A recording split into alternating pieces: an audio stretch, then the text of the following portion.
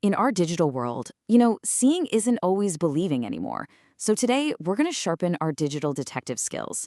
We're going to learn how to spot AI-generated content so we can all be a little bit smarter and a whole lot safer online. So, here's our game plan. We'll kick things off by figuring out what AI content even is. Then, we'll dive into the red flags to look for in images, videos, and even audio.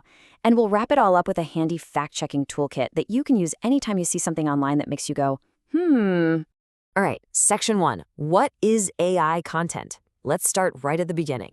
The most important thing to get is this. We're talking about stuff created by a computer program, not a person. It could be an article, a picture, a voice recording, a video, you name it. And this is frankly a massive shift in how media can be made. So you might be asking, why is this stuff even being made? Well, it's a huge spectrum. It's used for some incredible art and just for fun. You'll see it in marketing and ads. But, and this is the important part, it can also be used to trick people with misinformation and scams. Knowing why it was made helps us know when to put our guard up. Let's move on to section 2, red flags in images. Okay, now we get to the fun part. Let's get practical and start hunting for those red flags, beginning with still photos. This is where your detective work really kicks in. You know, one of the biggest, most classic giveaways has always been the hands.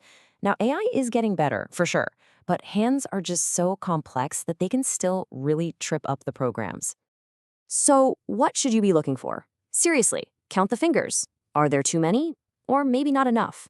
Are the edges kind of blurry? And if the person is holding something, does that grip look right? These are the tiny details where the whole illusion can just fall apart. All right, after you check the hands, your next stop should be the face.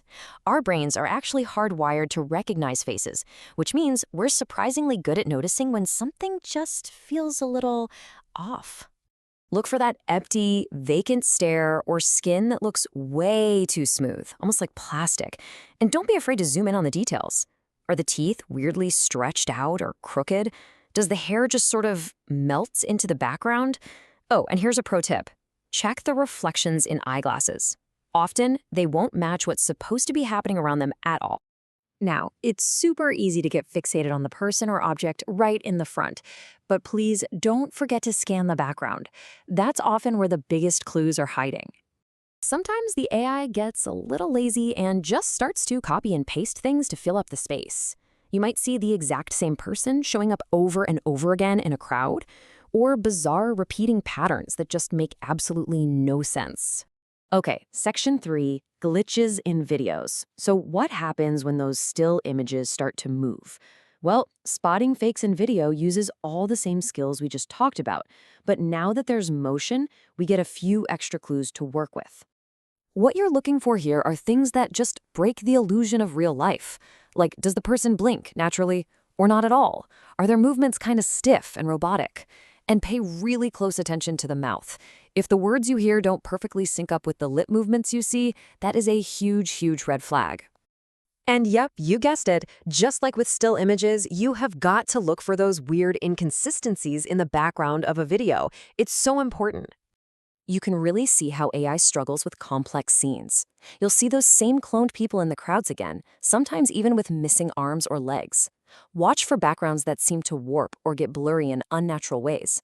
And a fantastic trick is to try and read any signs in the background. A lot of the time, AI text is just a jumbled, nonsensical mess. Section 4, listening for fakes. We've been using our eyes this whole time, but now it's time to use our ears.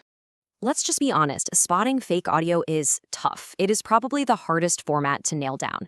But hard definitely doesn't mean impossible, and there are still some telltale signs you can listen for. Try this. Just close your eyes for a second and listen. Does the voice sound kind of flat or robotic? Are there weird pauses where they shouldn't be? Do you ever hear the person take a breath? So often, AI just forgets to add in natural breathing sounds. If the quality is just bad or an accent sounds a little off, trust your ears. These are all major giveaways. And that brings us to section 5, your fact-checking toolkit. So you've used your eyes, you've used your ears, and your gut is just screaming that something isn't right. The big question is, what do you do next? Here's a super simple 4-step process. First, check the source. I mean, is this coming from a well-known news agency or just some random anonymous account? Second, look for context. Is anybody else, any other reputable source, reporting the same thing? Third, compare it. Does this person usually look and sound like this in other videos? And fourth, use search tools. A quick reverse image search can show you where else that picture has been online. And there's some good news coming down the pipeline. A lot of the big, reputable AI companies are actually working on solutions. They're developing things like invisible watermarks that will help us and other computer programs spot AI-generated content way more easily. So after all of these tips and tricks, from checking hands to listening for robotic voices, everything really boils down to one simple but incredibly powerful idea. This is the golden rule. If you can't verify it, don't share it. Every single one of us has the power to stop misinformation in its tracks just by taking that extra second to pause and check before we hit share. So be curious, be critical, and be a responsible digital citizen. By using these simple skills, you're not just looking out for yourself. You're actually helping to build a safer, more trustworthy online world for all of us. You have the power to stop misinformation.